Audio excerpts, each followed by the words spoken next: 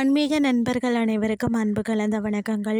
இன்றைக்கு நாங்கள் ஆன்மீகம் சம்பந்தமான பதிவில் விநாயகருக்கு அபூர்வ திருநாமம் சுக்கிரவாரப்பேட்டை கோயிலின் அற்புதங்களை பார்க்கலாமா வாங்க. பொதுவாக விநாயக பெருமான கணபதி விக்னேஸ்வரன் பிள்ளையார் என்று தானே அழைப்போம். ஆனால் கோயம்புத்தூர் மாநகரின் இதய பகுதியான சுக்கிரவாரப்பேட்டையில் பார்த்தீங்கன்னா வீட்டிருக்கக்கூடிய விநாயகர் பசுவண்ணன் என்ற அபூர்வ திருநாமத்தோடு அருள் பாலிக்கிறாராம்.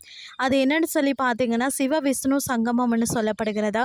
கோவில் முகப்பில் பார்த்தீங்கன்னு சொன்னால் நந்தி தேவர் ஒரு புறமும் ஸ்ரீதேவி பூதேவி சமேத பெருமாள் மறுபுறமும் என சைவமும் வைணமும் இணைந்த ஒரு அற்புத தோற்றத்தை இங்கே காணலாம்.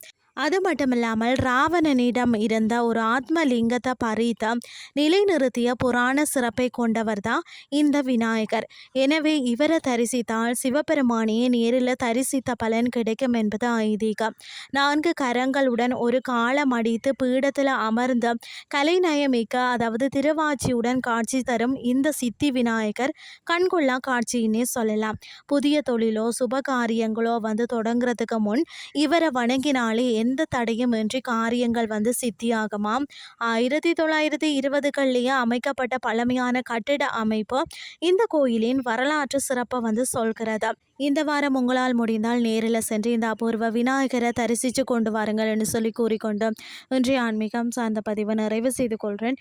இதே மாதிரி மற்றொரு ஆன்மீகம் சார்ந்த பதிவோடு உங்களை சந்திக்கிறேன். நன்றி.